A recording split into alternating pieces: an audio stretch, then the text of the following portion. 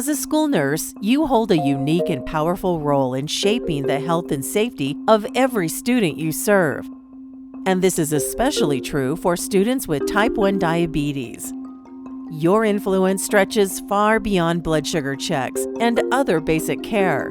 You are also advocates, educators, and the steady presence students count on.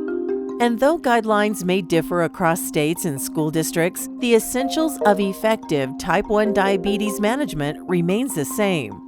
In this video, we'll explore these best practices, plus practical insights and actionable tips to help school nurses like you elevate your care and support for students with type 1 diabetes.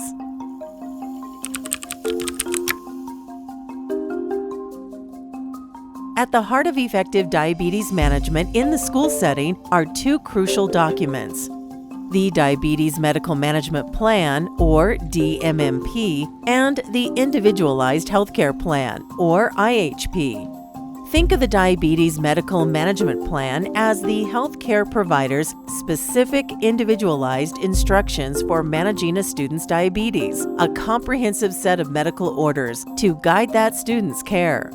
Your role as the school nurse is to transform these medical directives into a practical, school-specific roadmap.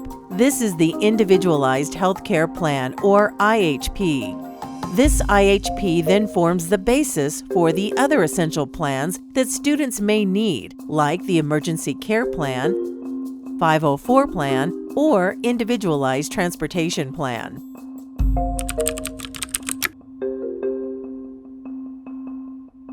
Today's diabetes care relies more than ever on cutting-edge technology. Two devices you'll see most often are continuous glucose monitors, or CGMs, and insulin pumps. It is essential to know how these devices work and how to support students using them. CGMs provide a continuous stream of blood glucose insights and give real-time data, which can be incredibly helpful for showing trends and alerting for dangerous highs or lows. However, and this is a really critical safety point, you should never make major treatment decisions, especially when you're administering insulin or addressing a low blood sugar event, based solely on a CGM reading. Always confirm that reading with a traditional fingerstick blood glucose test. Why?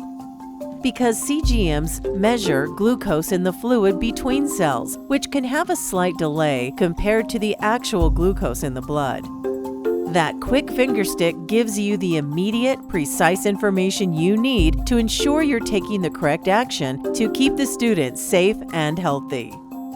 Connectivity is another important factor for students with CGMs. Advocate for reliable Wi-Fi access in your school, since CGMs and smartphones depend on it to send data to parents and healthcare teams, including possibly to you as the school nurse. This remote monitoring can be a game changer for student safety.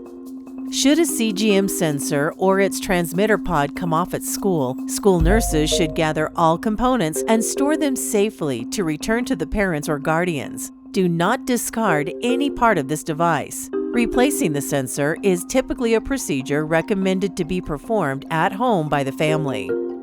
The next essential technology to understand is the insulin pump. These devices have become a staple in type 1 diabetes care and can make a huge difference in a student's daily life at school.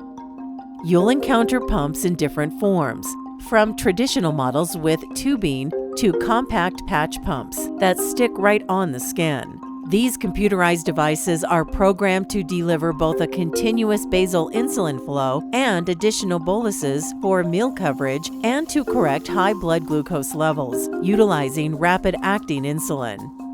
Supporting students with insulin pumps means proactive preparedness for potential pump malfunctions, which can rapidly escalate the risk of ketoacidosis, or DKA, within just a few hours due to the sudden absence of insulin.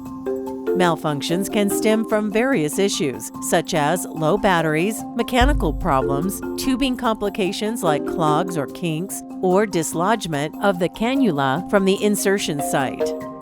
In such critical situations, The immediate priority is to suspend or remove the insulin pump and administer rapid-acting insulin via an alternative method, such as insulin pens or syringes.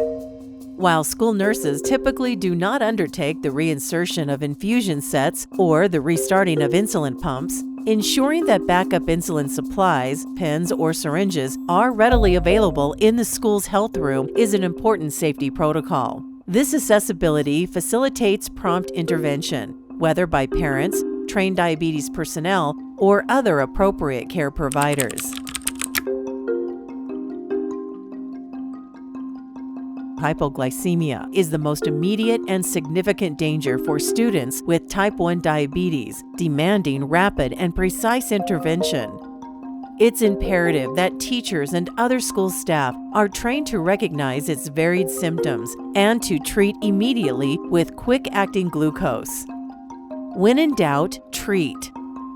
During suspected hypoglycemia, never leave the student unattended or send them off alone. For severe low blood sugar, glucagon administration is a life-saving measure. Familiarize yourself with both the injectable and nasal spray forms of glucagon and their specific administration techniques. For hyperglycemia or high blood glucose, a student's diabetes management plan may require monitoring for ketones, particularly when levels are significantly elevated or during illness, as this can escalate to diabetic ketoacidosis, a serious medical emergency requiring emergency services. Finally, proactive planning for field trips, extracurricular activities, and school-wide emergencies like lockdowns is absolutely essential. Schools are legally obligated to provide necessary care during these events, and parents cannot be required to attend as a condition of student participation. When it comes to sharing responsibilities, always delegate tasks in line with your state's regulations and the student's safety, so that effective diabetes care is consistently available throughout the school day, whether on campus or off.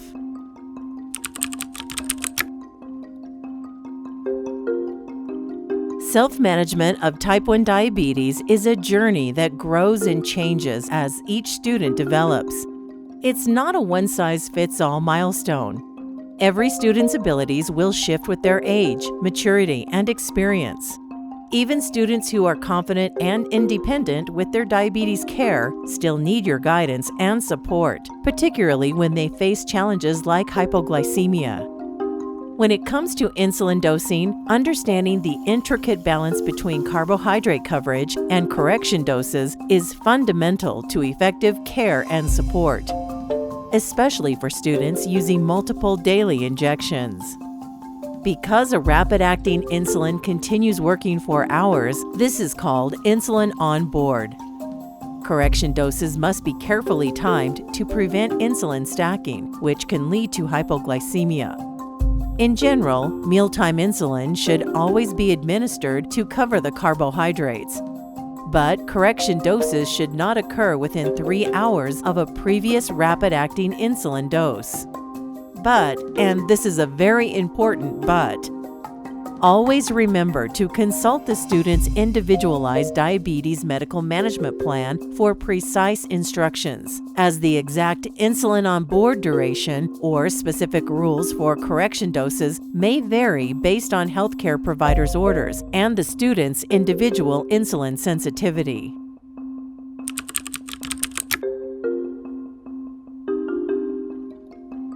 Managing diabetes effectively in schools requires a team effort, and your leadership in education and coordination is key. You oversee diabetes training at multiple levels, starting with general diabetes awareness for all school staff, progressing to targeted, student-specific task training for designated personnel.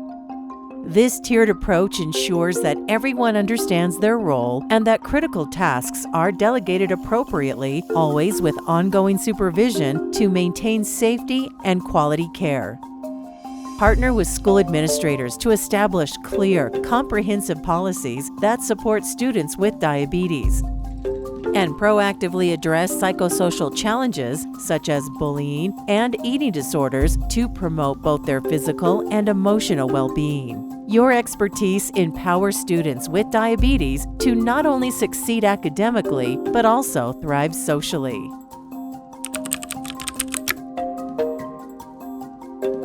Managing type 1 diabetes at school is more than a clinical skill. It's about creating trust, fostering independence, and building resilience. It's about nurturing not just safe blood sugars, but also the confidence and well-being that build healthier school communities.